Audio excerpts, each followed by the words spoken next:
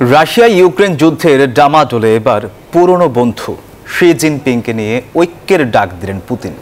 কঠিন সময়ে চীনের সহায়তার প্রতি কৃতজ্ঞতাও প্রকাশ করেন তিনি। এমনকি যুদ্ধ বন্ধে ইউক্রেনের সাথে আলোচনার জন্য প্রস্তুত পুতিন। এদিকে পশ্চিমাদের চাপে রাখতে পুতিনের এই সফরকে বেশ গুরুত্ব দিচ্ছে বেইজিং। ইউক্রেন যুদ্ধ ঘিরে রাশিয়াকে যখন একঘরে করার চেষ্টায় ব্যস্ত পশ্চিমা বিশ্ব, তখনও পাশে ছিল চীন। আর কঠিন সময়ের ভালো বন্ধু হিসেবে পাশে থাকা দেশটিতে তাই পঞ্চম মেয়াদে প্রেসিডেন্ট নির্বাচিত হয়ে প্রথম বিদেশ সফরে বেইজিং গেলেন রুশ প্রেসিডেন্ট ভ্লাদিমির পুতিন।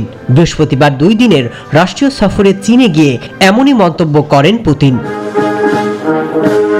ইউক্রেন যুদ্ধ বন্ধে কয়েক দফায় মধ্যস্থতায় এগিয়ে গেছে শি জিনপিং। এবার ইউক্রেন সংকটে শান্তিপূর্ণ সমাধানে চীনের পরিকল্পনার সমর্থন জানালেন পুতিন।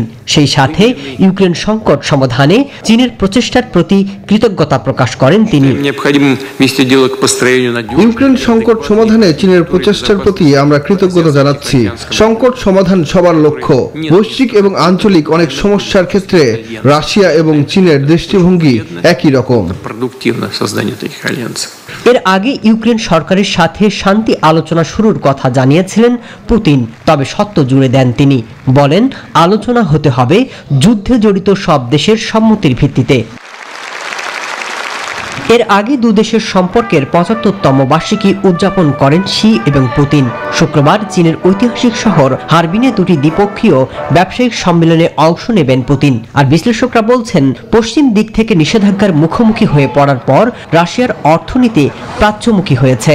তেমনি পশ্চিমা চাপে পুতিনের এই সফর বেশ গুরুত্ব দিয়ে দেখছে বেইজিংও। মাসুদ রানা, নিউজ 24।